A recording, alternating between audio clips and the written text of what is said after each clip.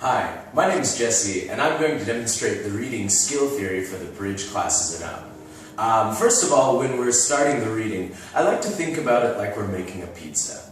We start with the biggest part, which is, of course, the crust. Now, if we just bake the crust, that's not a real pizza, that's simply just bread. So then, of course, we have to add cheese and sauce. Now, that is a pizza, but of course, most people don't just like cheese, so they like to put on toppings. Now, I use this metaphor to describe a few different points that are in the skill theory. If we think about the crust is like the biggest part of the pizza.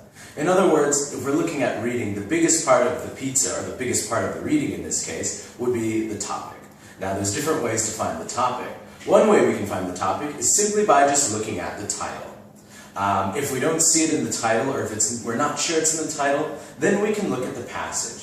It's usually in the first sentence, but one of the key things to find the topic is also that we can find repeated words. So for example, if I'm talking about something like soccer, and I want that to be my topic, I might say something like, well, soccer is one of the best sports in the world. I like to play soccer on the weekends, and I play soccer with my friends. So as you can see, by repeating that word, we then get an idea of the topic. Now, the next thing that we want to do is we want to focus on the main idea. Usually the main idea is what is the sentence in the reading that tells us about the topic, okay? And usually this can be found in the first sentence, the second sentence, or even the last sentence. Occasionally it's not really found in either of those places, but if that's the case, we can look for a transition. Usually it would be like a contrast transition, like however or but. The other thing too is for each paragraph we try to find the main idea. But in order to find the main idea of the entire passage, we look for something totally different, which is called the thesis statement. The thesis statement can usually be found in the first paragraph and in the last sentence. Now that we've found those things, we then move on to supporting details. Now there's two kinds of supporting details, major and minor details. And in order to find both of those, and this is actually the part where it gets a bit more difficult for a lot of students, and it can sometimes be hard to find, we look for basically two things. We look for transitions, or we might look for keywords. But most importantly, supporting details, they generally support the main idea. But there are two kinds, there's major and minor. And in order to find these, we want to look for, of course, transitions, but we have to be a bit more specific.